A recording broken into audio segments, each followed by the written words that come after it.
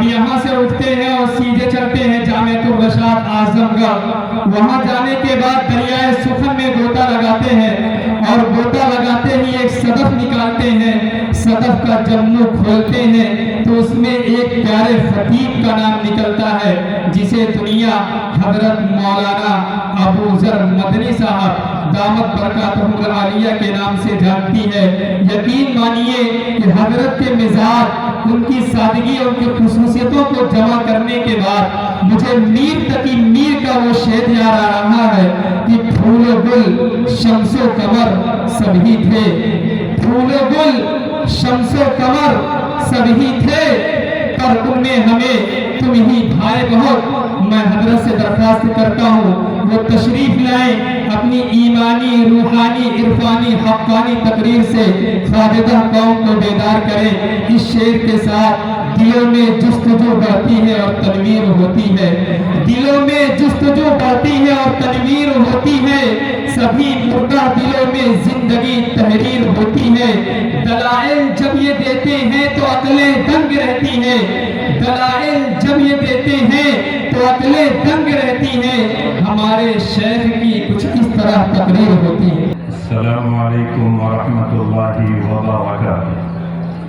الحمد للہ نحمده ونستعینه ونستغفره ونؤمن به ونتوکل علیہ ونعوذ باللہ من شرور انفسنا ومن سیئات اعمالنا من يهده الله فلا مضل له ومن يضلله فلا هادي له ونشهد ان لا اله الا الله وحده لا شريك له ونشهد ان سيدنا ونبينا ومولانا محمدا عبده ورسوله ارسله بالحق بشيرا ونذيرا وداعيا الى الله باذنه وسراجا منيرا اما بعد فاعوذ بالله من الشيطان الرجيم بسم الله الرحمن الرحيم وإنه لتنزيل رب العالمين نزل به الروح الأمين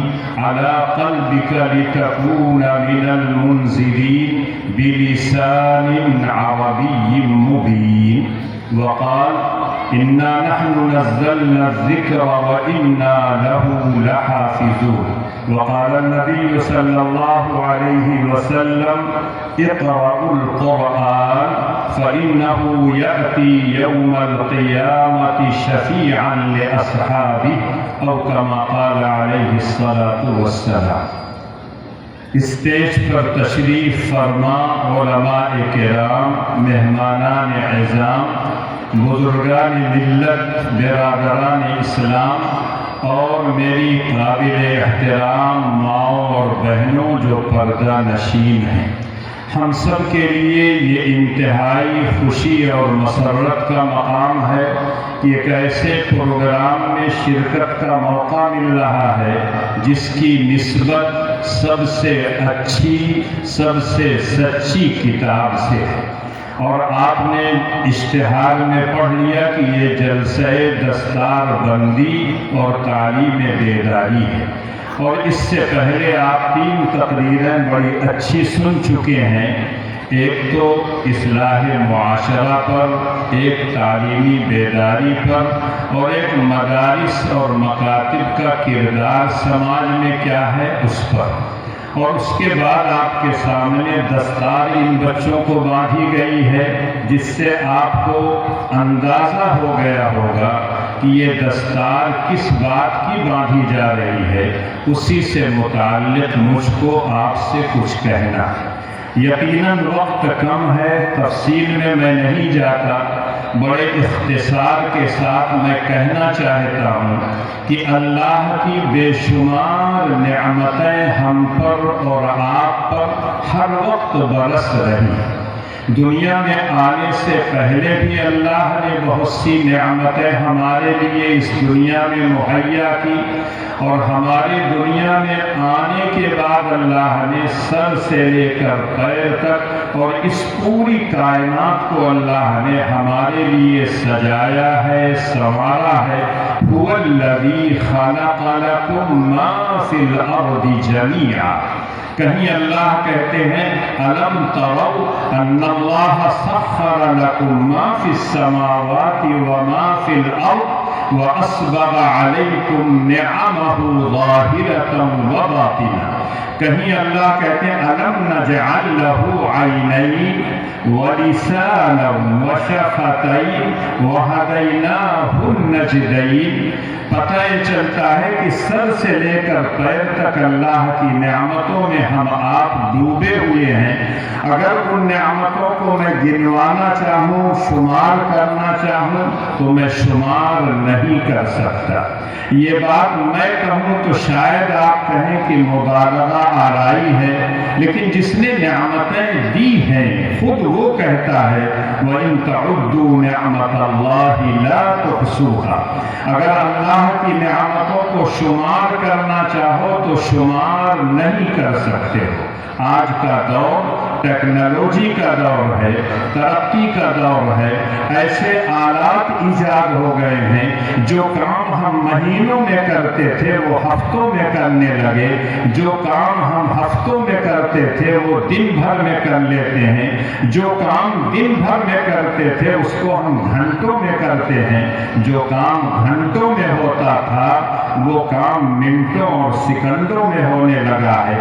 ایسے دور میں اللہ کی نعمتوں کو شمار کرنا کیا مشکل ہے، لیکن ان تمام ترقیات کے باوجود یقینی طور پر اللہ کی جو ظاہری نعمتیں ہیں، جو باطنی نعمتیں ہیں، ان کو ہم آپ شمار نہیں کر سکتے۔ جس نے نعمت دی ہے خود وہ کہتا ہے وَإِن تَعُدُّوا نِعْمَةَ اللَّهِ لَا تُحْصُوهَا۔ لیکن اس مختصر سے وقت میں دو نعمتوں کا تذکرہ میں کرتا ہوں جو اللہ نے ہم سب کو نوازا ہے اور اللہ کی بہت بڑی نعمت ہے۔ ایک کا تذکرہ تفصیل سے آئے گا اور ایک کا تذکرہ تھوڑا سا اجمالی طور پر آئے گا وقت کی قلت کی وجہ سے۔ پہلی نعمت ہے نعمت قرآن اور دوسری نعمت ہے نعمت رسول۔ یقینی طور پر یہ پوری کائنات اللہ جل شانہ کی بنائی ہوئی ہے، اللہ کی ہی سب ہے، لیکن اگر اللہ کسی گھر کو اپنا گھر کہہ دیں، کسی جانور کو اپنی طرف نسبت کر دیں تو یقینی طور پر اس کی عظمت بڑھ جاتی ہے۔ یہ سارے گھر جو دنیا میں بنے ہوئے ہیں یہ سب کے سب اللہ کی ملکیت میں ہیں، للہ ما فی السماوات وما فی الارض۔ لیکن ایک گھر ہے جس کی نسبت اللہ اپنی طرف کرتے ہیں، بیت اللہ، جو خانہ کعبہ کہلاتا ہے، مکہ مکرمہ میں ہے۔ اللہ نے اس گھر کی نسبت اپنی طرف کی ہے، یقینی طور پر اس نسبت کی وجہ سے اس گھر کی عظمت بہت بڑھ جاتی ہے۔ اسی طرح سے اللہ نے اس کو کلام اللہ کہا ہے، اللہ کا کلام، کسی شاعر کا کلام نہیں ہے، کسی دوسرے کا کلام نہیں ہے، بلکہ رب کائنات کا کلام ہے۔ اور جو نبی ہم کو اور آپ کو دیا گیا جس کے ہم امتی ہیں اس کو رسول اللہ کہا جاتا ہے، جو نبیوں کا سردار ہے، امام المتقین ہے، تمام نبیوں کا سردار ہے، جس پر نبوت اور رسالت کا سلسلہ ختم ہو چکا، جو رحمت للعالمین کی حیثیت سے دنیا میں بھیجا گیا۔ اللہ جل شانہ نے اسی طرح سے حضرت صالح علیہ السلام کو ایک معجزہ عطا کیا تھا۔ ان کی قوم نے کہا کہ صالح بھیا اگر اس پہاڑی سے گاہی اونٹنی آپ نکال دیں تو ہم آپ کو اللہ کا نبی مانیں گے اور ہم آپ پر ایمان لے آئیں گے۔ حضرت صالح نے دعا کیا کہ اے رب کائنات، تو ہر چیز پر قادر ہے، पहाड़ से भी आप ऊँटनी पैदा कर सकते हैं। ऐ रब कायनात, ऊँटनी को निकाल दीजिए, हो सकता है कि तेरे बंदे ईमान ले आए और जहन्नम में जाने से बच जाएं और जन्नत में चले जाएं। अल्लाह ने उनकी दुआ को कबूल किया। बतौर मुअजिज़ा अल्लाह ने हज़रत सालेह अलैहिस्सलातु वस्सलाम को एक ऊँटनी अता किया, जिसको खुद कुरान कहता है नाक़तुल्लाह। खुद अल्लाह कई जगह कहते हैं हाज़िही नाक़तुल्लाहि लकुम आया फ़ज़रूहा तअकुल फ़ी अर्दिल्लाहि वला तमस्सूहा बिसू फ़याख़ुज़कुम अज़ाबुन क़रीब। ये अल्लाह की ऊँटनी है, अल्लाह का पानी है, अल्लाह की पूरी ज़मीन है, जहाँ चाहे वो चले, जहाँ चाहे वो पानी पिए। तुम लोग उसको किसी तरह की तकलीफ मत पहुँचाना। अगर बुरी निगाह से तुम लोग देखोगे तो अल्लाह बख्शेंगे नहीं। यकीनी तौर पर अल्लाह जल्ल शानुहु ने जो मुअजिज़ा हज़रत सालेह को दिया था, उनकी कौम को ईमान नहीं लाना था, उन लोगों ने उस ऊँटनी को नुकसान पहुँचाया, अल्लाह ने पूरी कौम को बर्बाद कर दिया। यकीनी तौर पर अल्लाह ने हमको जो नेमत दी है वो सबसे बड़ी नेमत है। नेमत जितनी बड़ी होती है उसका शुक्र भी उतना ही बड़ा अदा करना चाहिए। यकीनी तौर पर कुरान क्या है, कुरान ने खुद अपना तारुफ कई जगह कराया है। एक जगह की आयतें मैंने आपके सामने पढ़ी है, उसी की रोशनी में कुरान क्या है उसके बारे में खुद अल्लाह कहते हैं इन्नहू लतंज़ीलु रब्बिल आलमीन। जानते हो कुरान क्या है? रब्बुल आलमीन की तरफ से उतारा हुआ कलाम है। कुरान में जब आप पढ़ते हैं तो दो लफ्ज़ पढ़ते हैं, एक इंज़ाल और एक तंज़ील। इंज़ाल का मतलब होता है एक मर्तबा किसी चीज़ का उतारना, तंज़ील का मतलब होता है थोड़ा थोड़ा करके उतारना।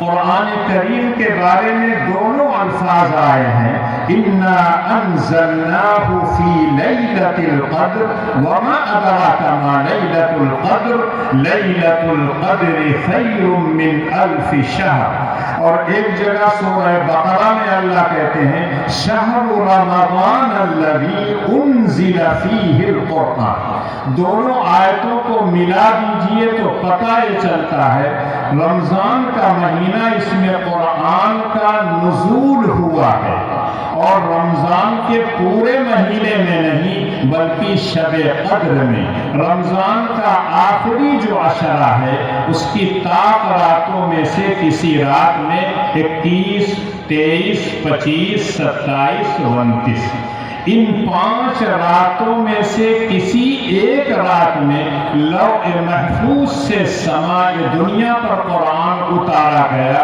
और समाए दुनिया से नबी अकरम सल्लल्लाहु अलैहि वसल्लम के क़ल्ब अतहर पर थोड़ा थोड़ा करके तकरीबन 23 साल में अल्लाह ने उतारा। इसलिए एक जगह अल्लाह कहते हैं वक़ुरआनन फ़रक़नाहु लितक़रअहु अलन्नासि अला मुक्स वनज़्ज़लनाहु तंज़ीला। ऐ नबी, हमने कुरान जो आपको दिया है वो थोड़ा थोड़ा करके हमने उतारा है ताकि आपको पढ़ने में आसानी हो, आपको समझाने में आसानी हो, उसकी तालीमात को लोगों तक पहुंचाने में आसानी हो। तो कुरान का नुज़ूल लौह महफूज से समाए दुनिया में रमज़ान के महीने में शब-ए क़द्र में हुआ और फिर अल्लाह के रसूल के क़ल्ब अतहर पर तकरीबन 23 साल में उतारा गया। अल्लाह कहते हैं लतंज़ीलु रब्बिल आलमीन। कौन लेके आया है? रब्बुल आलमीन की तरफ से। नज़ल बिहिर रूहुल अमीन। इसको लाने वाले मुक़र्रब फरिश्ते हैं जिनको रूहुल अमीन कहा जाता है, जिनको जिब्रील अमीन कहा जाता है। खुद अल्लाह कहते हैं जानते हो जिब्रील कौन है? इन्नहु लक़ौलु रसूलिन करीम ज़ी क़ुव्वतिन इंद ज़िल अर्शि मकीन मुताअन सम्मा अमीन। एक मुक़र्रब फरिश्ते हैं अल्लाह की बारगाह के। अल्लाह ने उनको पैगाम को पहुंचाने के लिए मुंतखब किया है, ताकतवर हैं, अमानतदार हैं, दूसरे फरिश्ते उनकी इताअत करते हैं। रब्बुल आलमीन की तरफ से आया जो सबसे अजीम जात है, वलहुल किब्रियाउ फिस समावाति वल अर्द। पंज वक्ता अज़ान में आप कहते हैं अल्लाहु अकबर, अल्लाहु अकबर। यकीनन अल्लाह की रात सबसे बड़ी है। आसमान हो, जमीन हो, इंसान हो, नबी हो, नबियों का सरदार हो, सबसे ऊपर अल्लाह की जात है। अल्लाहु अकबर। अगर वो जात अजीम है, लाने वाला फरिश्ता अजीम, जिस कलाम को लाया है वो अजीम, जिस जाते गिरामी पे उतारा गया है वो अजीम है, तो इन बच्चों के सीनों में जो कुरान महफूज है, ये बच्चे भी अजीम हैं। और यही वजह है कि नबी अकरम सल्लल्लाहु अलैहि वसल्लम कहा करते थे, अकरिमु हमलतल कुरान। इन हामिलीन कुरान का इकराम किया करो, उनकी ताज़ीम किया करो, उनको माना करो कि ये अल्लाह की बहुत बड़ी नेमत है, अपने सीने में कुरान जैसी दौलत को महफूज किए हैं। यकीनी तौर पर इन बच्चों ने बड़ी मेहनत की होगी। सुबह को उठते रहे होंगे, दिन भर पढ़ते रहे होंगे, रात को पढ़ते रहे होंगे। सुबह होती थी कुरान से, रात खत्म होती थी कुरान पर। बल्कि इनमें बहुत से बच्चे ऐसे होंगे जब सोने लगते रहे होंगे तो जो सबक उस्ताद को सुनाना है, पढ़ते पढ़ते आंख लग गई होगी, और जब सुबह को उठे होंगे तो फिर वजू करके कुरान ही पढ़ते रहे होंगे। इब्तिदा कुरान, इंतहा कुरान, इनसे बढ़कर कौन हो। और यही वजह है कि अल्लाह के रसूल फरमाते थे, खैरुकुम मन तअल्लमल कुरान व अल्लमा। तुम में सबसे अफजल, सबसे बेहतर वो है जो कुरान पढ़ता हो, कुरान पढ़ाता हो, कुरान सीखता हो, कुरान सिखाता हो। चाहे वो मकतब में नाज़िरा पढ़ रहा हो, चाहे वो मकतब में कोई उस्ताद कुरान नाज़िरा पढ़ा रहा हो, चाहे हिफ्ज़ की दरसगाह में बैठ के ये बच्चे कुरान को अपने सीने में महफूज कर रहे थे, इनके उस्ताद इनको महफूज करा रहे थे, या तर्जुमे कुरान दरसगाहों में बैठकर अरबी के असातिज़ा पढ़ाते हैं, या तफसीर पढ़ाते हैं, या मस्जिद के अंदर दर्स कुरान होता है, या इस तरह के जलसों में जो वाज़ और नसीहत की जाती है, सब में देखा जाए तो खैरुकुम मन तअल्लमल कुरान व अल्लमा। तुम्हें बेहतर वो है जो कुरान पढ़े, कुरान पढ़ाए, कुरान सीखे, कुरान सिखाए। यकीनन ये अल्लाह के रसूल सल्लल्लाहु अलैहि वसल्लम का कौल है। नबी अकरम सल्लल्लाहु अलैहि वसल्लम मुबालगा नहीं करते थे, हकीकत बयान करते थे। यकीनी तौर पर इस मुआशरे के सबसे अच्छे लोग वो हैं जो कुरान पढ़ते और पढ़ाते हैं, कुरान सीखते और सिखाते हैं। लेकिन मैं इस मजमे से पूछना चाहता हूँ, जिस समाज में हम रहते हैं, जिस मुआशरे में हम रहते हैं, जिस सोसाइटी में हम रहते हैं, क्या अल्लाह के रसूल के इस कौल को हम मानते हैं? खैरुकुम मन तअल्लमल कुरान व अल्लमा। हमारे बहुत से भाई तो ऐसे हैं कि इन बच्चों को धरती का बोझ समझते हैं। ये धरती के बोझ नहीं है, ये हीरे हैं, लाल और जवाहिर हैं, इनकी वजह से दुनिया कायम है। अगर इस तरह के बच्चे न रहें, अल्लाह का जिक्र करने वाले न रहें, कुरान के पढ़ने और पढ़ाने वाले न रहें, ये मदारिस और मकातिब न रहें, तो दुनिया को बाकी रखने की कोई जरूरत नहीं। ताजदार मदीना सरकार दो आलम सल्लल्लाहु अलैहि वसल्लम फरमाते हैं, क़यामत उस वक्त आएगी जब कोई एक इंसान भी अल्लाह अल्लाह कहने वाला नहीं होगा। लेकिन अल्लाह का ये बहुत बड़ा करम है आप पर और हम पर। हिंदुस्तान के कोने कोने में, गांव गांव में मकतब मौजूद है, मस्जिदों के अंदर दर्स कुरान होता है, हिफ्ज़ कुरान पढ़ाया जाता है। जब तक ये कुरान पढ़ा और पढ़ाया जाएगा, हमारे घरों में चैन और सुकून होगा, हमारे मुआशरे में अच्छाइयाँ फैलेंगी, बुराइयों पर रोक टोक होगी। لیکن جب ہم قرآن پڑھنا اور پڑھانا چھوڑ دیں گے تو آپ یقین کیجئے کہ اگر ہمارے بزرگوں نے ان مکاتب اور مدارس کو نہ قائم کیا ہوتا اور اس میں یہ تعلیم کا نظام نہ کیا ہوتا تو شاید آج اس مجمع میں بہت سے داڑھی والے نہ دکھائی دیتے، ٹوپی والے نہ دکھائی دیتے، اس طرح کے بچے نہ دکھائی دیتے۔ ان مدارس کی یہ خیر اور برکت ہے کہ ہمارے سماج میں اس طرح کے حفاظ تیار ہو چکے ہیں اور دن بدن تیار ہوتے ہیں، تعداد ان کی بڑھتی جاتی ہے، اور یہ ایک ایسی نعمت ہے کہ اس نعمت کا کوئی مقابلہ نہیں کر سکتا۔ اس لیے میں اپنے ان بھائیوں کو ایک نصیحت کرنا چاہتا ہوں کہ اللہ نے جو نعمت آپ کو دی ہے اس نعمت کو حقیر مت سمجھنا، احساس کمتری میں مبتلا ہونا۔ جس نے نعمت دی ہے اس نے خود اپنے نبی سے کہا ہے وَلَقَدْ آتَيْنَاكَ سَبْعًا مِنَ الْمَثَانِي وَالْقُرْآنَ الْعَظِيمَ لَا تَمُدَّنَّ عَيْنَيْكَ إِلَىٰ مَا مَتَّعْنَا بِهِ أَزْوَاجًا مِّنْهُمْ۔ اللہ اپنے نبی سے کہتے ہیں کہ اے نبی، ہم نے آپ کو 7 آیتوں والی ایک سورت دی ہے، سورہ فاتحہ، جس کو نماز میں پڑھتے ہو، نماز کے باہر پڑھتے ہو، بار بار پڑھی جاتی ہے، اور پورا قرآن میں نے دیا۔ اللہ اپنے نبی سے کہتے ہیں اتنی بڑی دولت ہم نے آپ کو دی ہے، اس دولت کے ہوتے ہوئے آپ دنیاوی نعمتوں کی طرف نظر اٹھا کے دیکھیں۔ اللہ اپنے حبیب سے کہتے ہیں اس زمانے میں بھی بہت مالدار تھے، ان کے پاس بھی محلات تھے، ان کے پاس بھی شاندار کوٹھیاں تھیں، شاندار گاڑیاں تھیں، ان کے سامان میں بھی ان کے پیچھے چلنے والے لوگ تھے، لیکن اللہ نے اپنے نبی سے کہا جو دولت ہم نے آپ کو دی ہے وہ دولت اس سے کہیں عظیم ہے، اس کے ہوتے ہوئے آپ احساس کمتری میں مبتلا ہوئے۔ یہی بات میں اپنے بچوں سے کہنا چاہتا ہوں، جو بچے حافظ قرآن ہو گئے ہیں، اللہ کے رسول کے کہنے کے مطابق خیرکم من تعلم القرآن وعلمہ، میں اپنے ان چھوٹے بھائیوں سے کہنا چاہتا ہوں جو نعمت اللہ نے دی ہے اس نعمت کے آنے کے بعد اتنی نعمتیں آپ کو ملیں گی، اتنی نعمتیں آپ کو ملیں گی جس کا آپ تصور نہیں کر سکتے ہیں۔ آپ کسی سیٹھ کی جیب کی طرف مت دیکھیے گا، کسی کوٹھی کی طرف مت دیکھیے گا، کسی سیٹھ کی گاڑی کی طرف مت دیکھیے گا۔ اللہ نے جو دولت دی ہے اس دولت کی اگر قدر آپ کریں گے رب کائنات آپ کی قدر کرے گا، جب رب آپ کی قدر کرے گا تو اللہ کے بندے بھی آپ کی قدر کریں۔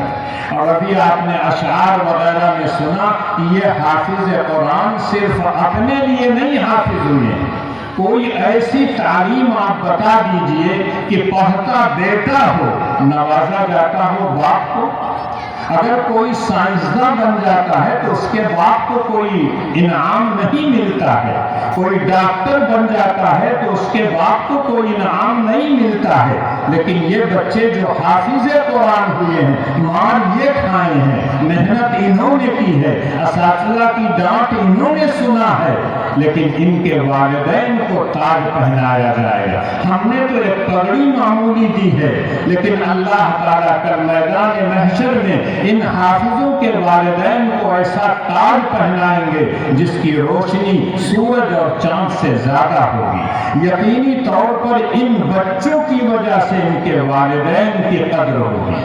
ان بچوں سے کل اللہ کہیں گے پڑھتا جا، چڑھتا جا، اور پڑھتے جائیں گے، چڑھتے جائیں گے، جہاں قرآن ختم کریں گے وہی ان کی منزل اور وہی ان کا مقام اور مرتبہ ہوگا۔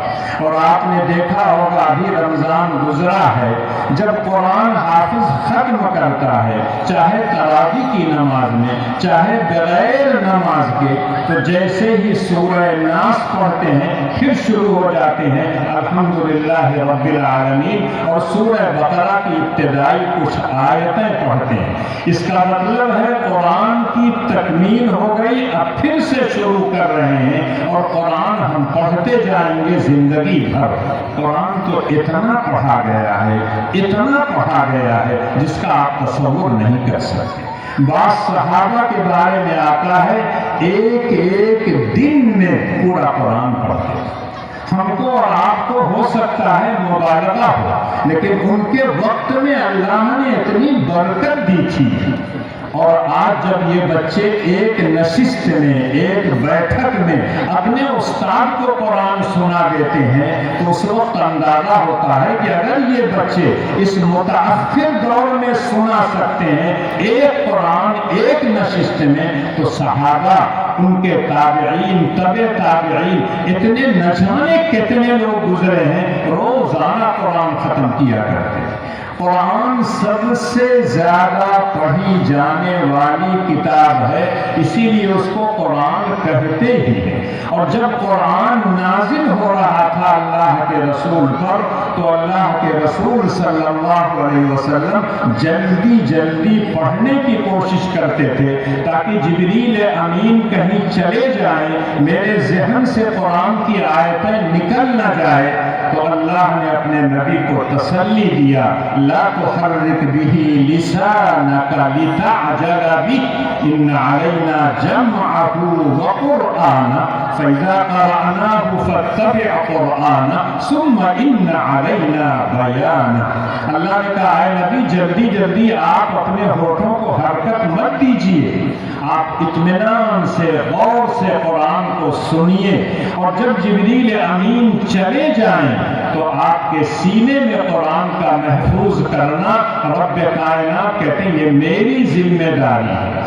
آپ کی زبان سے قرآن کو پڑھانا یہ میری ذمہ داری ہے، اور قرآن کے معانی اور مفاہیم کی وضاحت اللہ کہتے ہیں یہ میرے ذمہ ہے۔ آپ بالکل مطمئن ہو کر جب جبریل آئے تو سن لیا کیجیے۔ اس کے بعد سے اللہ کے رسول یہی کرتے تھے، اور جب جبریل چلے جاتے تھے گنے چنے کاتبین وحی تھے ان کو بلاتے، اور اللہ کے رسول کہتے ان آیتوں کو فلاں سورت میں فلاں آیت کے بعد لکھ لو، اس سورت کو فلاں سورت کے بعد لکھ لو۔ اور اسی طرح سے قرآن کریم کا مکمل نزول نبی اکرم صلی اللہ علیہ وسلم کے زمانے میں ہو چکا تھا۔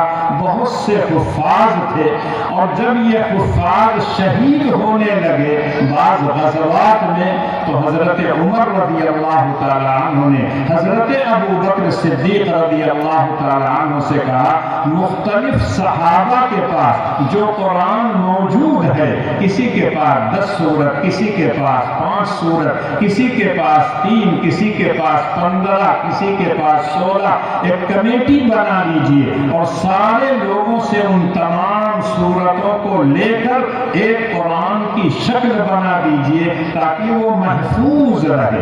لیکن حضرت ابو بکر تیار نہیں ہو رہے تھے، جو کام اللہ کے رسول نے نہیں کیا میں کیسے کروں؟ اگر قرآن کو لکھوانا ہی ہوتا، ایک جگہ محفوظ کرنا ہوتا تو اللہ کے رسول کرائے ہوتے۔ لیکن حضرت عمر بار بار بار بار کہتے رہے، تب حضرت ابو بکر کہتے میرا سینہ کشادہ ہو گیا، مجھے شرح صدر ہو گیا کہ عمر جو کہہ رہے ہیں اس کے حساب سے مجھ کو کر لینا چاہیے۔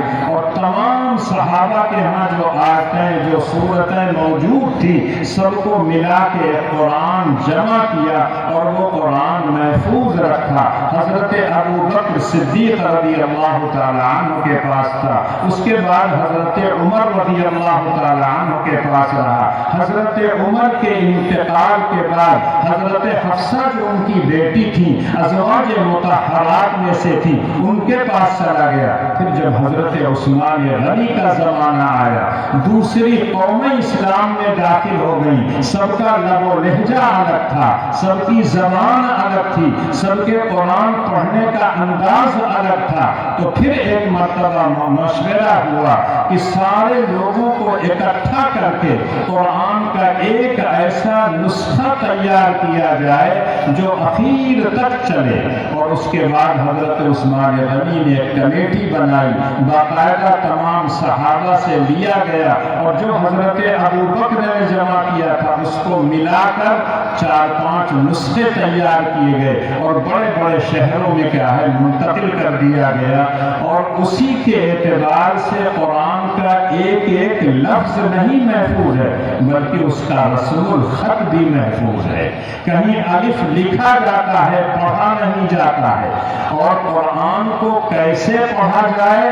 اللہ کے رسول کو جبریل نے پڑھایا، اللہ کے رسول نے صحابہ کو پڑھایا، صحابہ نے تابعین کو پڑھایا، تابعین تبع تابعین کو، اور یہ قیامت تک سلسلہ چلتا رہے گا۔ مکے میں قرآن پڑھا جائے، انڈونیشیا میں پڑھا جائے، جاپان میں پڑھا جائے، افریقہ کے صحرا میں پڑھا جائے، ہندوستان کی چھوٹی چھوٹی بستیوں میں پڑھا جائے، قرآن پڑھنے کا انداز وہی ہوگا جو اللہ کے رسول نے اپنے صحابہ کو سکھلایا۔ اور یہی وجہ ہے کہ قرآن پڑھنے کے اصول اور ضابطے ہیں، جن کی زبان ہوتی ہے ان کو قواعد معلوم نہ ہو تب بھی صحیح بولتے ہیں۔ ہم لوگ اردو بولتے ہیں، بہت سے لوگ جو دوسری زبان سے آتے ہیں تو ان کو بعض مذکر اور مؤنث بتانا مشکل ہو۔ گدہی مؤنث، گدھا مذکر ہے، لیکن جب دہی آتی ہے تو کہتے ہیں دہی کھٹا۔ یہ زبان کا جانتا ہے، دوسرا نہیں۔ دوسرا تو دیکھے گا گدہی میں ہاں موجود ہے یا موجود ہے، اسی طرح سے دہی میں اس کو بھی مؤنث پڑھا۔ اسی طرح سے بعض الفاظ ایسے ہوتے ہیں جس کو زبان داں میں اختلاف ہوتا ہے۔ یہاں جو اردو بولی جاتی ہے، لکھنؤ کا مکتب الگ ہے، دلی والے الگ بولتے ہیں۔ پتنگ اڑ رہا ہے، پتنگ اڑ رہی ہے، دونوں بولتے ہیں لیکن الگ الگ لوگ بولتے ہیں۔ تو اسی طرح سے عربی زبان کا لب و لہجہ الگ تھا، اللہ کے رسول نے جیسے پڑھایا ہے اسی طرح سے قیامت تک قرآن پڑھا جاتا رہے گا۔ اور یقینی طور پر قرآن کی حفاظت اللہ نے اس طرح کے بچوں کے ذریعے سے لیا ہے۔ یہ اللہ کا بہت بڑا کرم ہے ہمارے اور آپ کے اوپر۔ قرآن جیسی عظمت والی کتاب، قرآن جیسی امانت والی کتاب اللہ کسی اور مخلوق سے حفاظت کروا سکتے تھے، لیکن تمام مخلوقات نے انکار کر دیا۔ اِنَّا عَرَضْنَا الْأَمَانَةَ عَلَى السَّمَاوَاتِ وَالْأَرْضِ وَالْجِبَالِ فَأَبَيْنَ أَنْ يَحْمِلْنَهَا وَأَشْفَقْنَ مِنْهَا وَحَمَلَهَا الْإِنسَانُ إِنَّهُ كَانَ ظَلُومًا جَهُولًا۔ انسان سے اللہ نے حفاظت لی۔ یقیناً اللہ کا یہ بہت بڑا کرم ہے کہ اپنی کتاب کی حفاظت اس طرح کے بچوں کے ذریعے سے لی۔ قرآن ان کے سینے میں محفوظ ہے، ان کا سینہ منور ہے، روشن ہے۔ خود اللہ کے رسول فرماتے ہیں جس کے سینے میں قرآن کا کچھ حصہ ہے وہ زندہ ہے، اور جس کے سینے میں قرآن کا کوئی حصہ نہیں ہے وہ مردہ ہوتا ہے۔ آج بھی جو مکاتب یہ چلتے ہیں جس میں قرآن ناظرہ پڑھایا جاتا ہے، حفظ پڑھایا جاتا ہے، میں سبرہٹ کا رہنے والا ہوں، جامعہ فاروقیہ اب ہو گیا، وہاں مدرسہ فاروقیہ مکتب چلتا تھا، پورے علاقے کے لوگ آتے تھے۔ خود میرے بہت سے ساتھی ہیں جو علی گڑھ میں ہیں، پروفیسر ہیں، کوئی ڈاکٹر ہے، کوئی انجینئر ہے، جب وہ آتے ہیں اور ملاقات کرتے ہیں بلا تکلف یہ کہتے ہیں کہ بھائی جو جو فاروقیہ میں ہم نے قرآن پڑھا تھا، فاروقیہ میں جو دعائیں یاد کی تھی، جو ہمارے اساتذہ نے نماز پڑھائی تھی مکتب میں، اتنی صورتیں ہم کو یاد ہیں اور اس کے بعد سے کوئی صورت ہم کو یاد نہیں۔ یقیناً یہ اس طرح کے مکاتب کا فائدہ ہے۔ اگر یہ مکاتب نہ ہوتے تو قرآن بھی آپ نہ پڑھتے، قرآن نہ سنتے، قرآن اپنے بچوں اور بچیوں کو نہ پڑھاتے۔ یقینی طور پر ان بچوں نے قرآن کو حفظ کر لیا ہے، اس کا صرف ایک حق ادا کیا، قرآن ان کو پڑھنا آ گیا، قرآن کو صحیح طور پر یہ پڑھنے لگے۔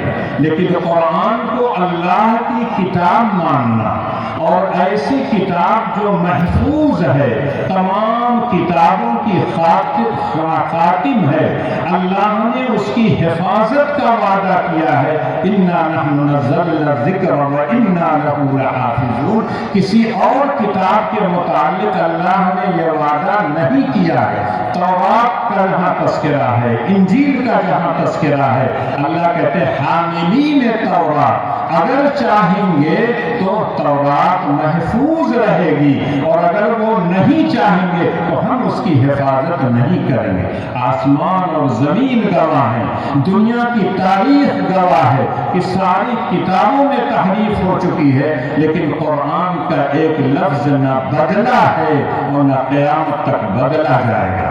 جس زمانے میں قرآن کا نزول ہو رہا تھا، وہ لوگ اپنے آپ کو عرب کہتے تھے، ہم کو اور آپ کو عجمی کہتے ہیں، ہم گونگے ہیں، اپنے معافی زمین کو ہم ادا نہیں کر سکتے۔ عربوں کو فخر تھا، غرور تھا اپنی فصاحت پر، اپنی بلاغت پر، اپنی زبان دانی پر، اور وہ کہا کرتے تھے ہم لوگ اصلاً بولنے والے ہیں۔ اور جب قرآن کا نزول شروع ہوا ہے تو بعض لوگ کہتے تھے لو نشاء لقلنا مثل هذا ان هذا الا اساطیر الاولین۔ اگر ہم چاہیں تو قرآن جیسی کتاب ہم بھی ترتیب دے سکتے ہیں، ہم بھی سفر کرتے ہیں، مختلف ممالک میں جاتے ہیں، اگر ان تمام چیزوں کو جمع کر دیں تو یقینی طور پر قرآن کی شکل میں ایک کتاب آ جائے گی۔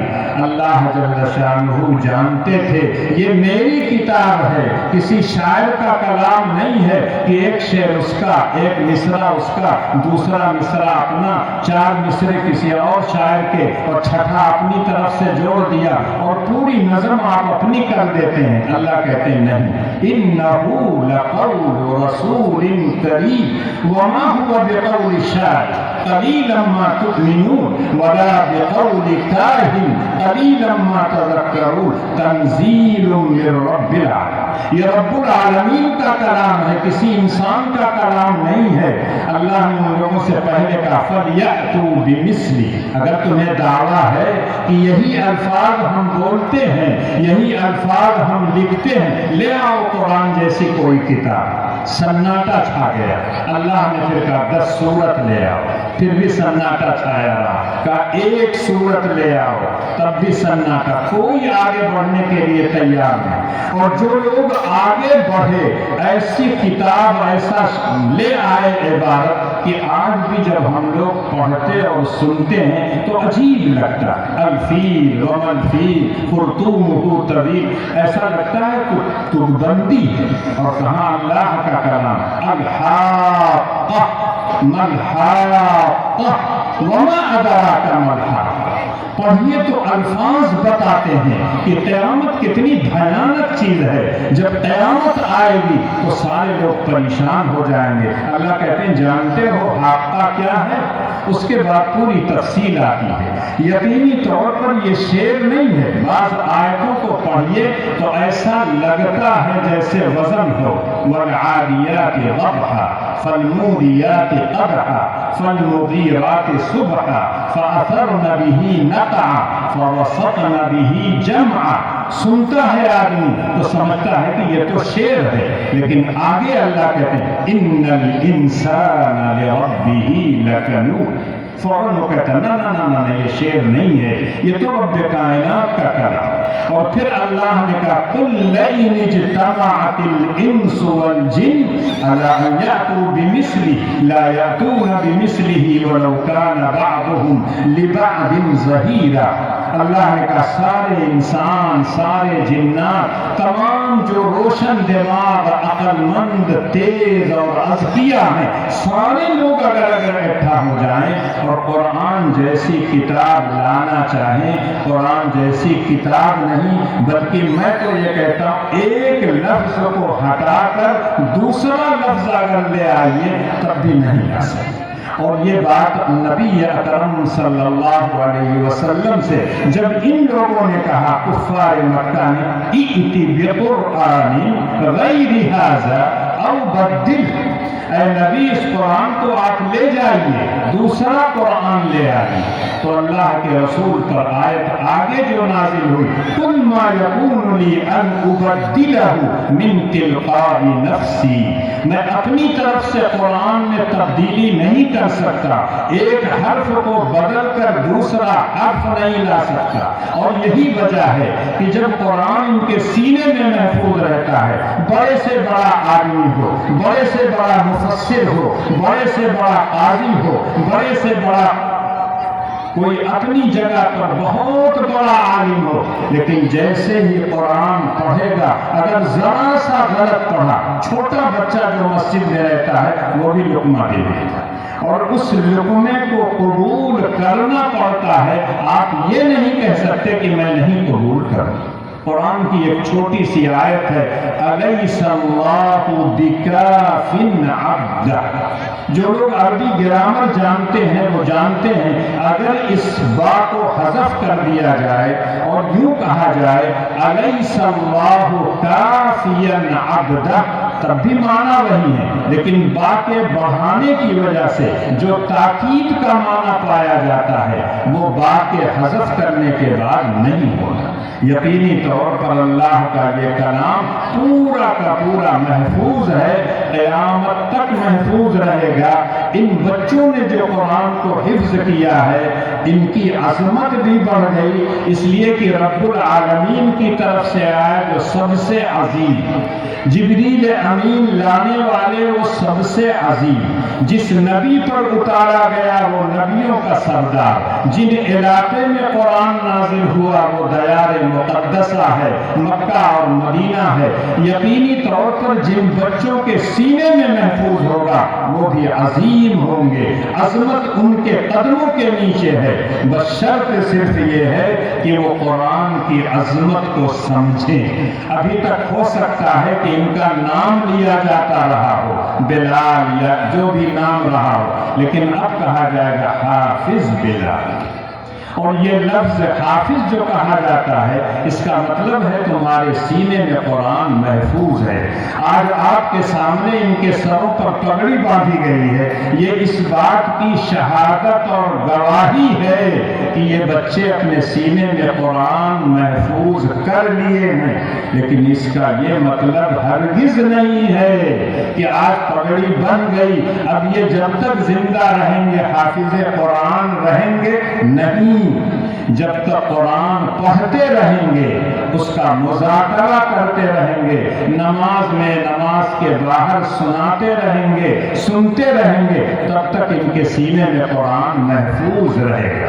تاجدار مدینہ سرکار دو عالم صلی اللہ علیہ وسلم کہا کرتے تھے کہ قرآن کو بار بار پڑھا کر، اس لیے کہ اگر پڑھنے میں کوتاہی برتو گے، سستی برتو گے تو اللہ کے رسول نے مثال دے کے سمجھایا کہ اونٹ کو اگر پیر میں رسی باندھ دیجئے تو جہاں باندھا جائے گا وہی رہے گا، کہیں جائے گا نہیں، لیکن اگر اس رسی کو کھول دیجئے تو نہ جانے کہاں جائے گا۔ قرآن حفظ کرنے میں بہت آسان ہے، اتنی آسانی سے کوئی کتاب حفظ نہیں ہوتی۔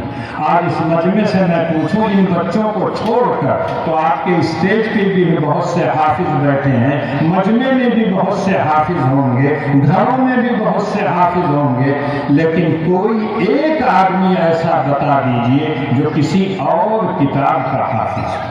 بہت سے لوگ کہتے ہیں شعر پڑھنا، شعر یاد کرنا بڑا آسان کام ہے، لیکن حالی کی ایک چھوٹی سی کتاب ہے مسدس حالی، کہیں کہیں مکتب میں پڑھائی جاتی ہے۔ اگر اس مجمع سے ابھی پوچھا جائے کہ کس کو مسدس حالی یاد ہے تو بڑے بڑے شعراء جو شعر کہتے ہیں، اپنا شعر تو ہو سکتا ہے پڑھ دیں لیکن اس کتاب کے حافظ نہیں کہلائے۔ لیکن اگر پوچھا جائے کہ قرآن کا کون کون حافظ ہے تو ابھی سینکڑوں ہاتھ اٹھ جائیں گے کہ میں قرآن کا حافظ ہوں۔ یقینی طور پر یہ بہت بڑی دولت ہے، اور یہ دولت جس گھر میں جاتی ہے نہ جانے کتنی نعمتیں لے کے آتی۔ پہلے زمانے میں ہم لوگوں کا جب بچپن تھا، فجر کی نماز کے بعد سارے لوگ قرآن لے کے بیٹھتے تھے، چاہے حافظ ہوں چاہے غیر حافظ ہوں۔ اس زمانے میں عورتیں جاتا پیستی تھیں، دھان کوٹتی تھیں اور کھانا خود پکاتی تھی، آٹا گوندھ رہی ہیں قرآن کی تلاوت کر رہی ہیں، جاتا پیس رہی ہیں قرآن کی تلاوت کر رہی ہیں، پیٹ میں بچہ ہے، حمل کا زمانہ ہے، تب بھی قرآن کی تلاوت کر رہی ہیں۔ اس کے اثرات بچوں پر پڑتے ہیں۔ آج افسوس سے کہنا پڑتا ہے ہم اپنے گھروں کو بنانے کے لیے 7 سمندر پار جاتے ہیں، لیکن آج ہمارے گھر ویران ہیں۔ بہت سی عورتیں اپنے بچوں کو دودھ پلاتی ہیں، شیشی میں دودھ بھریں گی، خود موبائل دیکھ رہی ہیں، اور شیشی پتہ چلا بلی کے منہ میں پکڑا دیا اور بلی دودھ پی کے پیٹ بھر چکی، بچہ اسی طرح سے روتا ہے۔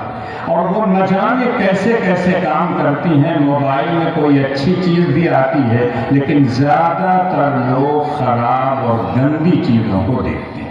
اس لیے میں اپنے ان بچوں سے کہنا چاہتا ہوں کہ قرآن تمہارے سینے میں محفوظ ہے، چلتے پھرتے اٹھتے بیٹھتے ہر وقت قرآن کی تلاوت کرو، ایک ایک لفظ پر 10 نیکیاں ملتی ہیں۔ قرآن پڑھنے سے دل منور ہوتا ہے، نہ جانے اللہ تعالیٰ کتنی نعمتوں سے اس کو نوازتے ہیں۔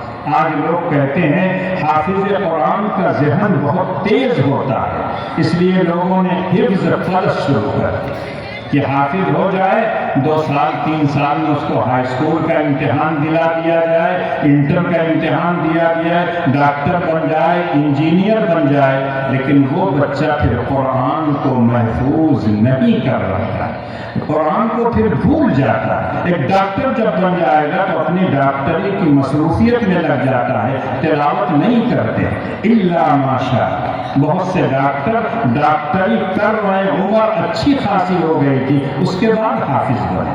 قرآن تو اتنا آسان ہے یاد کرنے میں، بہت سے لوگوں نے 1 ہفتے میں قرآن کے حافظ ہوئے۔ امام ابو حنیفہ رحمۃ اللہ علیہ کا نام سنے ہوں گے، جن کے مذہب کے مطابق اور مسلک کے مطابق ہم آپ چلتے ہیں۔ ان کے ایک شاگرد ہیں محمد، امام محمد اور امام ابو یوسف۔ امام محمد بہت چھوٹے تھے، ان کے والد لے کے آئے امام صاحب کے پاس، یہ میرا بچہ ہے، آپ اس کو پڑھا دیجیے۔ تو انہوں نے کہا کہ میرے پاس وہ بچے پڑھتے ہیں جن کے سینے میں قرآن محفوظ ہو، تمہارا بچہ حافظ نہیں ہے، اس لیے میں ابھی نہیں پڑھاؤں گا، جاؤ حافظ بنا لو پھر لے کے آؤ۔ 1 ہفتے کے بعد پھر لے کے آئے تو امام صاحب نے کہا بھائی کہا تھا نا حافظ بنا کے لے آؤ تب میں پڑھاؤں گا۔ کہا اس بچے نے 1 ہفتے میں پورا قرآن حفظ کر دیا۔ مولانا قاسم نعمتوی رحمۃ اللہ علیہ جو بانی دارالعلوم دیوبند ہیں، ان کے بارے میں آتا ہے کہ حج کے لیے جا رہے تھے۔ اس زمانے میں پانی کے جہاز سے لوگ جاتے تھے، 1 مہینہ لگ جاتا تھا، 1.5 مہینہ لگ جاتا تھا۔ کہتے ہیں جس جہاز سے جا رہے تھے مولانا، اس میں کوئی حافظ نہیں تھا، رمضان کا دن تھا، جب رمضان آیا تو ایک دن تو لوگوں نے تراویح پڑھا علم تعالیٰ سے ادھر ادھر کی صورتوں سے. اس کے بعد مولانا قاسم نانوتوی رحمۃ اللہ علیہ نے اللہ سے دعا کی اور باقاعدہ روزانہ ایک ایک پارہ سے زیادہ حفظ کرتے اور 27 دن میں پورا قرآن حفظ کرتے.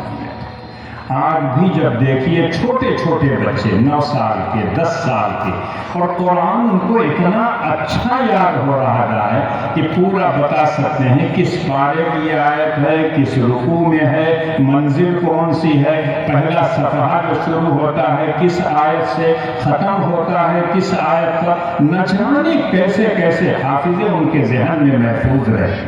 اب اس کی وجہ سے لوگ کہتے ہیں اگر اتنا بچہ پورا قرآن 30 پارہ اپنے سینے میں محفوظ رکھ سکتا ہے تو دوسرے علوم تو آسانی سے وہ حفظ کر سکتا ہے، آسانی سے اس کو پڑھ سکتا ہے، اس میں کوئی شک نہیں. لیکن قرآن کو ڈاکٹر بننے کا ذریعہ نہ بنے. قرآن اللہ کی کتاب ہے، اللہ کی کتاب کو کتاب ہدایت سمجھ کر پڑھیے اور جتنا قرآن پڑھیے اس کو سمجھنے کی کوشش کیجیے اور جتنا سمجھیے اس پر عمل کرنے کی کوشش کیجیے اور جتنا آپ جانتے ہو عمل کرتے ہو آنے والی نسلوں تک قرآن کی تعلیمات کو پہنچانے کی کوشش کیجیے.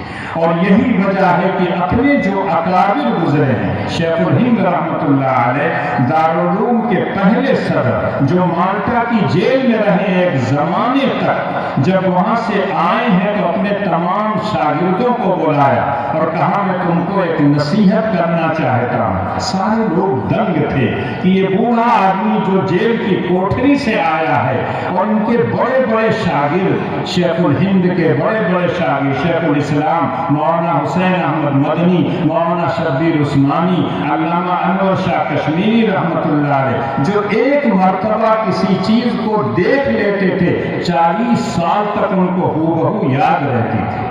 جب سب لوگ اکٹھا ہو گئے تو کہا مالٹا کی جیل کی تنہائیوں میں دن اور رات میں غور کرتا تھا کہ مسلمانوں کی صفوں میں آخر اتنا انتشار کیوں ہے. جو مسلمان بلندی تک اور عزت والے تھے وہ اتنا پستی میں کیوں چلے گئے ہیں. تو انہوں نے کہا کہ میں تم کو 2 باتوں کی نصیحت کرتا ہوں. قرآن سے اپنا رشتہ جوڑو تو تم کو اللہ تعالیٰ پھر بلندی عطا کریں گے. اللہ کے رسول کا ارشاد ہے ان اللہ یرفع بہ، بس ٹھیک، ان اللہ یرفع بہذا الکتاب اقواما ویضع بہ آخرین.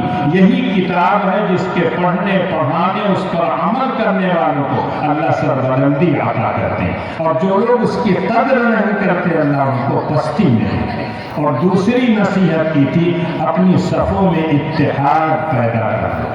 آج ہمارے صفوں میں اتنا انتشار ہے، اتنا انتشار ہے کہ اس کہنے کی بات نہیں. گھروں میں، محلے میں، گاؤں میں، ہر جگہ انتشار ہی انتشار ہے. اس لیے اللہ جل شانہ جس نعمت سے ان بچوں کو نوازا ہے میں ان بچوں کو بھی مبارکباد دیتا ہوں. ان کے اساتذہ کو بھی میں مبارکباد دیتا ہوں. جس مدرسے میں انہوں نے پڑھا ہے اس مدرسے کے ذمہ داروں کو، ان مدرسوں کے تعاون کرنے والوں کو میں مبارکباد دیتا ہوں. ان کے ماں باپ کو، ان کے ذمہ داروں کو بھی میں مبارکباد دیتا ہوں اور کہنا چاہتا ہوں کہ آپ ان کی قدر کیجئے. ہم لوگ جب حافظ ہوئے تھے جب بیٹھتے تو پہلے چارپائیوں میں سرہانہ اور پایتانہ ہوتا تھا. پایتانے بیٹھنے لگتے چھوٹے ہونے کی وجہ سے تو بڑے بوڑھے کہتے نہیں تم سرہانے بیٹھو، تمہارے سینے میں قرآن ہے. ہم عمر میں بڑے ہیں لیکن مقام اور مرتبے کے اعتبار سے تم بڑے ہو. یہ بچے آج آپ کو بہت معمولی نظر آ رہے ہوں گے لیکن جب ایک ایک نیکی کے لیے ترسیں گے لوگ، جنت میں جانے کے لیے جن کے لیے جہنم واجب ہو چکی ہوگی، 10 آدمیوں کی یہ سفارش کرے. بچپن میں سنتا تھا، بڑے بوڑھے کہتے تھے بیٹا یاد رکھنا، تو ہماری سمجھ میں نہیں آتا تھا لیکن جب یہ حدیث پڑھا تب سمجھ میں آیا کہ وہ لوگ کہتے تھے اس روز یاد رکھنا. جب ایک ایک نیکی کے لیے لوگ ترسیں گے تو ہماری سفارش کر دینا۔ اور ایک میں نے حدیث پڑھی تھی کہ قرآن پڑھا کرو، اس لیے کہ قرآن تمہارے لیے کل قیامت میں سفارشی بن کر آئے گا۔ دو باتیں اور مجھ کو آپ سے کہنی ہے جلسے کے متعلق۔ ایک تو یہ کہ جو ٹائم دیجئے اس ٹائم کے مطابق باقاعدہ شروع کر دیجئے، اور جتنا ٹائم ہو اسی کے مطابق جو ہوں بولنے والے ان کو ٹائم دے دیا کیجئے، تو پھر کان میں کہنے کی ضرورت نہیں پڑے گی کہ وقت ہو چکا۔ دوسری چیز یہ ہے کہ اتنا بڑا ادارہ، ساری عمارتیں بنی ہوئی ہیں، استنجا خانہ ہر محلہ، ہم جیسے عمر کے لوگ جو 2 گھنٹہ 2.5 گھنٹہ مسلسل نہیں بیٹھ سکتے ہیں، پیشاب کی ضرورت پڑتی ہے، اب ان کو پورا گھوم گھام کے وہاں تک جائے۔ تو اس لیے یہاں قریب میں کہیں جگہ دیکھ کے اسلم بھائی سے میں کہنا چاہتا ہوں 1-2 پیشاب خانہ بنوا دیجئے، تاکہ اس طرح کے موقع پر جب اس طرح کے لوگ آئیں تو ان کو اتنا لمبا جانا نہ پڑے، اور وہ بہت معمولی کام ہے، جگہ ماشاءاللہ آپ کے پاس اچھا خاصا ہے۔ تو اس لیے میں پھر سے ان تمام بچوں کو، ادارے کے ذمہ داروں کو اور گاؤں کے لوگوں کو مبارکباد دیتا ہوں، اور سب کے لیے دعا کرتا ہوں کہ اللہ تعالی ہم سب کو چین اور سکون کی زندگی نصیب فرمائے۔ ہاتھ اٹھائیے، دعا کر لیجیے۔ اللہ لا الہ الا هو الحی القیوم، الف لام میم، اللہ لا الہ الا هو الحی القیوم، وعنت الوجوہ للحی القیوم، لا الہ الا انت سبحانک انی کنت من الظالمین، یا احد الصمد الذی لم یلد ولم یولد ولم یکن له کفوا احد، یا ارحم الراحمین، ظلمنا انفسنا وان لم تغفر لنا وترحمنا لنکونن من الخاسرین۔ اے اللہ تو غفور ہے، رحیم ہے، کریم ہے، اے اللہ تو کریم ہے، کرم کا معاملہ فرما، اے اللہ تو غفور ہے، ہماری گناہوں کو بخش دے، اے اللہ تیرے سامنے ہم گناہوں کی گٹھلی لے کر حاضر ہیں، ہم خطاکار ہیں، سیاہکار ہیں، بدکار ہیں، لیکن تیرے نام لیوا ہیں، اے اللہ تو اس نام کی لاج رکھ لے، اے اللہ ہم کوتاہیاں دن میں بھی کرتے ہیں، رات میں بھی کرتے ہیں، بڑے بڑے گناہ بھی کرتے ہیں، چھوٹے گناہ بھی کرتے ہیں، اے اللہ جان بوجھ کر بھی کرتے ہیں اور انجان میں، اے رب کریم تو ہم سے زیادہ ہمارے گناہوں کو، ہماری لفظشوں کو جانتا ہے، اے رب کریم تو ہماری لفظشوں کو معاف فرما دے، اے رب کریم جن بچوں نے قرآن کو حفظ کیا ہے، اے اللہ قرآن کی دولت کی قدر کرنے کی ان کو توفیق عنایت فرما، زیادہ سے زیادہ تلاوت کریں، اس کو سمجھنے کی کوشش کریں، جتنا سمجھتے ہو اس پر عمل کرنے کی کوشش کریں، اور جو قرآن کی تعلیمات ہے آنے والی نسلوں تک پہنچانے کی کوشش کریں، چاہے ہم مدارس میں ہو، مساجد میں ہو، گھروں میں ہو، قرآن کی تلاوت ہم کو کرنا چاہیے۔ جہاں قرآن کی تلاوت ہوتی ہے شیطان نہیں رہتا ہے، اللہ کی طرف سے برکت اور چین اور سکون نازل ہوتا ہے۔ آج ہمارے گھروں میں بے چینی، طرح طرح کی پریشانیاں ہیں، اس لیے کہ قرآن کی تلاوت ہم نے چھوڑ دیا ہے۔ قرآن سے وابستگی جو ہماری جتنی زیادہ ہوگی، اللہ تعالیٰ اتنا ہی چین اور سکون نصیب فرمائیں گے۔ اے اللہ تیرے قرآن کی حفاظت میں جو لوگ لگے ہیں، جیسے بھی لگے ہوئے ہوں، اللہ تعالیٰ تو ان کی حفاظت فرما۔ اگر تم نے اپنی کتاب کی حفاظت کا وعدہ کیا ہے، جو تیری کتاب کی حفاظت میں لگے ہوئے ہیں، چاہے اساتذہ ہوں، چاہے بچے ہوں، چاہے اس طرح کے مدارس کے چلانے والے، اے اللہ تو ان تمام کی حفاظت فرما، تمام شرور و فتن سے محفوظ فرما۔ اے اللہ جو ہم میں بیمار ہیں تو ان کو شفاء کاملہ عاجلہ عطا فرما، جو پریشان حال ہیں ان کی پریشانیوں کو دور فرما۔ اے اللہ جو قرض مقروض ہیں ان کے قرض کی ادائیگی کا بندوبست فرما۔ اے رب کریم ہم نے قرآن کی اس طرح سے قدر نہیں کی ہے جیسا اس کی قدر کرنے کا حق ہے، اے اللہ ہمیں اس کی قدر کرنے کی توفیق اور ہمت عطا فرما۔ اے اللہ ہم سب کی تو دعاؤں کو محض اپنے فضل و کرم سے قبول فرما لے۔ ربنا تقبل منا انك انت السميع العليم وتب علينا انك انت التواب الرحيم۔ صلی اللہ تعالی علی خیر خلقه محمد وآلہ واصحابہ اجمعین برحمتک یا ارحم الراحمین۔